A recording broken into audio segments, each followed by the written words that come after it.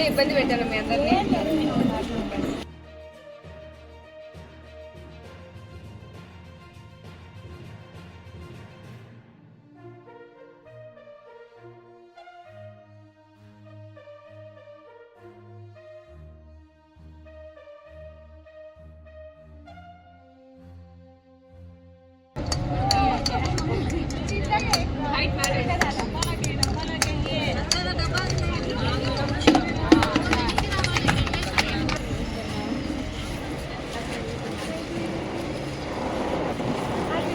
కొంతమంది అయితే నాకు రాజకీయం రాకముందు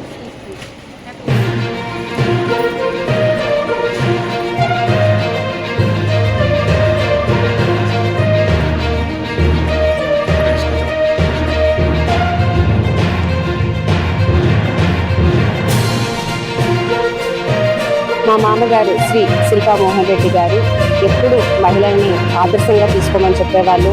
మహిళలు ఆర్థికంగా బలోపేతం అవుతే, అలాగే వాళ్ళకి మంచి చదువు ఉంటే వాళ్ళు ఇల్లునే కాదు, కుటుంబాన్నే కాదు, సమాజాన్ని కూడా మంచి పొజిషన్లో పెడతారని గట్టిగా నమ్మేవారు. సో మహిళలందరూ కూడా ఆరోగ్యంగా ఉండాలని, మంచిగా చదువుకోవాలని, అలాగే అందరికీ ఆదర్శపూర్వంగా ఉండాలని కోరుకుంటూ ఈ అంతర్జాతీయ మహిళా దినోత్సవ శుభాకాంక్షలు తెలియజేసుకుంటున్నాను.